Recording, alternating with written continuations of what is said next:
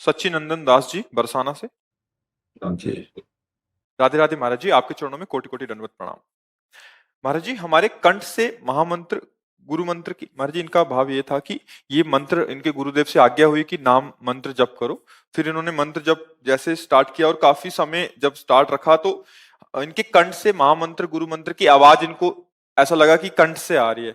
फिर अचानक बंद हो गई। फिर इनको ये कह रहे हैं कि इनको समझ नहीं आ रहा कि हमसे कोई अपराध हो गया हो, हमारा भजन कम हो रहा है। मतलब महाराज जी ये उसी संशय में कि अभी वो आवाज फिर कैसे आएगी या वो क्या था महाराज जी ऐसा। देखो, चार वाणियां हैं।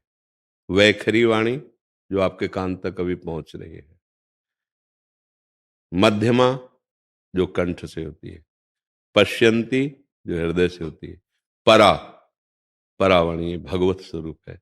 साधक जब वैखरी से अभ्यास करता है तो जिस जप प्रणाली को वाचिक, उपांश और मानसिक कहते हैं, तो जब कंठ से मंत्र चलने लगता है तो इसका मतलब होता है अच्छा परिपक्व साधक, बहुत अच्छी साधना हो रही है, तो उसका कंठ से नाम जब स्वाभाविक ऐसे चल रहा है। अब उसको वही सुनाई देता है, वही दिखाई देता है, उसी में मस्त रहता है। अब इसमें दो विक्षेप पढ़ सकते हैं। एक पढ़ सकता है वैष्णव अपराध से, और एक पढ़ सकता है खान पान से, कुसंग खान पान का, या फिर वैष्णव अपराध, किसी भगवत प्रेमी महात्मा के प्रति दोष दर्शन, किसी भगवत प्रेमी महात्मा की, नाम जापक महात्मा की निंदा कर देना, इन बातों से फिर नाम रुक जाता है। या फिर कोई अशुद्ध भोजन हो जाना, पर अशुद्ध भोजन वाला 2-3 दिन ही विक्षेप पहुंचेगा, इसके बाद चालू हो जाएगा।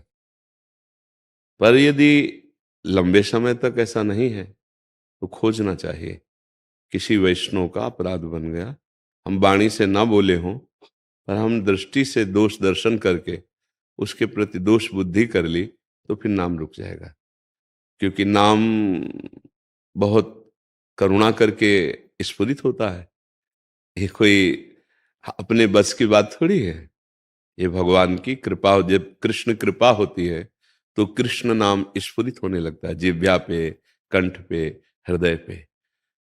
हरिवंश कृपा हरिवंश कहें, हरिवंश कहें हरिवंश लहें।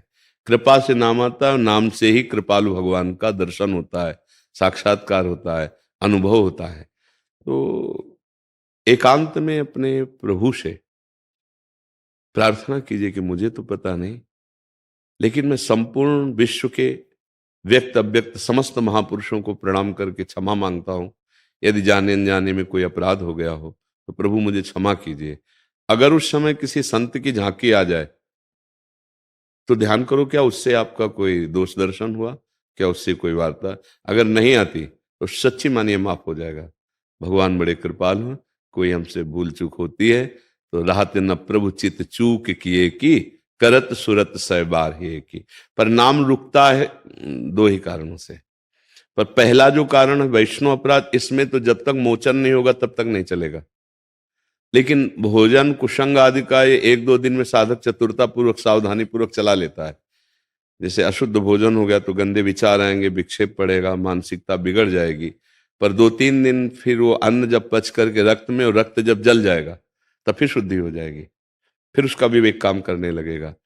तो आपका अगर 2-3 दिन वाला है तो फिर वो भोजन का अपराध है, कोई ऐसा कुसंग, कोई ऐसा भोजन।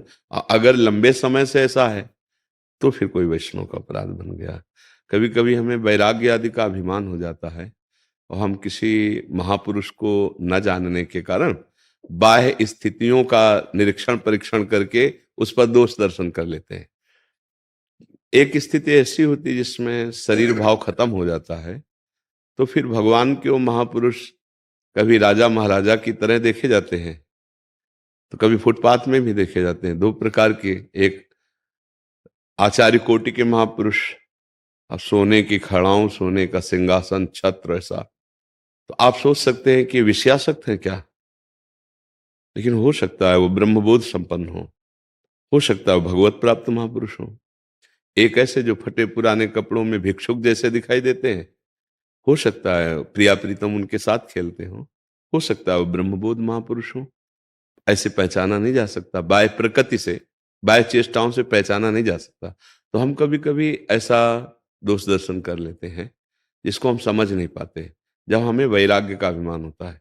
अब ये है कि जैसे कोई कैसे आता है तो ये उसका विचार है, उसकी रहनी है, और उसके अंदर जो प्रभु बैठे हैं हम उनका आदर करते हैं, तो अपराध नहीं बनेगा। नहीं तो प्रायः फिर अपराध बन जाता है। जब हम शास्त्र की कसौटी पर किसी को कसने लगेंगे तो फिर अपराध बन जाएगा, क्योंकि शास्त्र किस अवस्था का वर्णन कर रहे हैं और वो किस अवस्था में है। या तो इतनी उच्च कोटि की स्थिति हो तो हम जान पाए, नहीं, महापुरुषों को बाह्य लक्षणों से नहीं जाना जा सकता, क्योंकि बाह्य प्राकृतिक लक्षण, हमने बड़े सिद्ध महापुरुषों को देखा गंगा किनारे।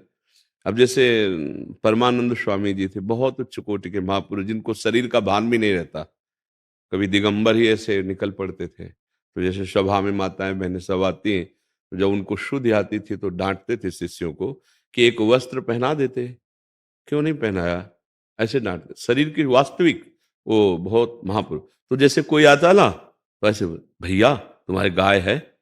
बोले हाँ महाराज, गांव के क्षेत्रों में रबड़ी बहुत दिन से नहीं पाई। अब बताओ आप क्या अनुमान लगाएंगे कि महात्मा की बुद्धि अभी रबड़ी में फंसी? कोई माता बहन प्रणाम के, कढ़ी बना लेती हो? हाँ महाराज, कभी बना के ला, बहुत दिन हो गए कढ़ी नहीं। शरीर की शुद्धि नहीं है, और ऐसी लीला है कि आप जान ही नहीं सकते कि इतनी उच्च कोटि के महात्मा है।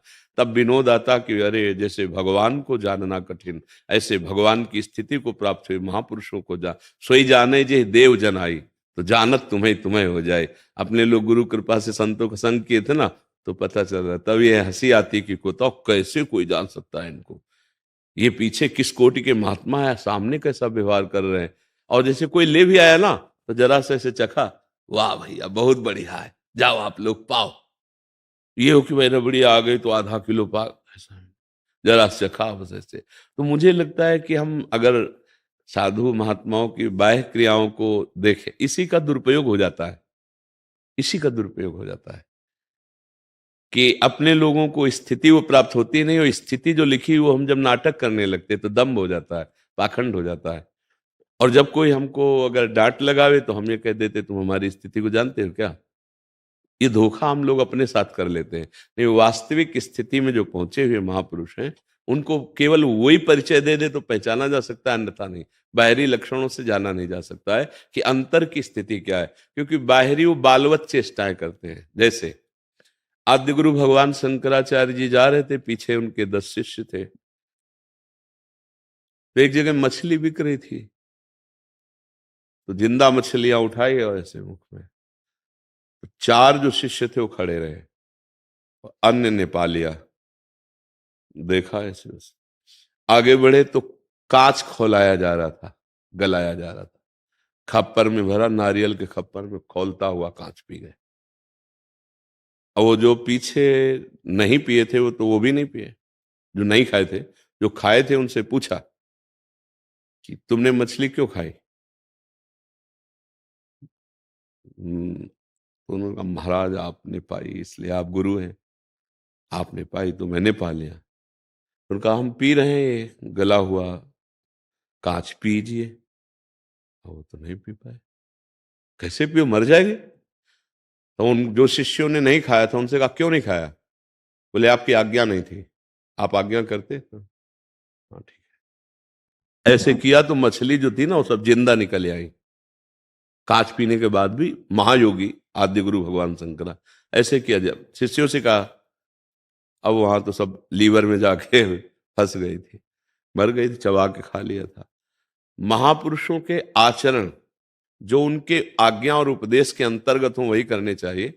वो हमारी सामर्थ्य के बाहर की बातें हैं, उनकी लीलाएं।